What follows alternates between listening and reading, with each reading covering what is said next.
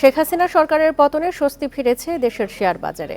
মঙ্গলবার শেয়ার বাজারে বড় ধরনের উত্থান দেখা দিয়েছে। ঢাকা স্টক এক্সচেঞ্জে প্রধান সূচক ডিএসইএক্স বেড়েছে প্রায় 200 পয়েন্ট।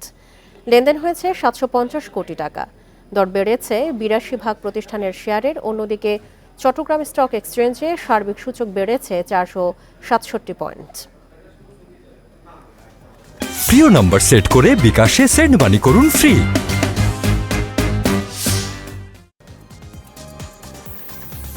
বিপর্যস্ত পুঁজিবাজার আবার ঘুরে দাঁড়াতে শুরু করেছে। মঙ্গলবার লেনদেনের 11 মিনিটেই ঢাকা স্টক এক্সচেঞ্জের প্রধান সূচক বাড়ে 250 পয়েন্ট। দিন শেষে ডিএসইএক্স বেড়েছে 197.15 পয়েন্ট, অবস্থান করছে 5426 পয়েন্টে। ডিএসইতে লেনদেন হয় 749 কোটি 99 লাখ টাকা। আগের দিনের চেয়ে লেনদেন বেড়েছে 243 কোটি টাকা। হাতবদলে অংশ নেয়া 397টি কোম্পানি ও মিউচুয়াল ফান্ডের মধ্যে দর বেড়েছে 328টির, কমেছে 60টি এবং অপরিবর্তিত রয়েছে 9টি প্রতিষ্ঠানের শেয়ার দর। সবচেয়ে বেশি লেনদেন হওয়া প্রতিষ্ঠানের তালিকায় প্রথম ট্রাস্ট ব্যাংক, দ্বিতীয় উত্তরা ব্যাংক, তৃতীয় অবস্থানে অগ্নি সিস্টেম।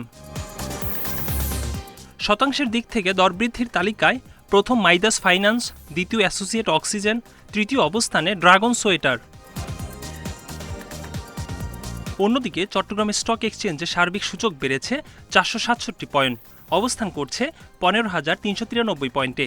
লেনদেন হয় 9 কোটি 29 লাখ টাকা শেয়ার। একরামুল ইসলাম, ইন্ডিপেন্ডেন্ট নিউজ, ঢাকা।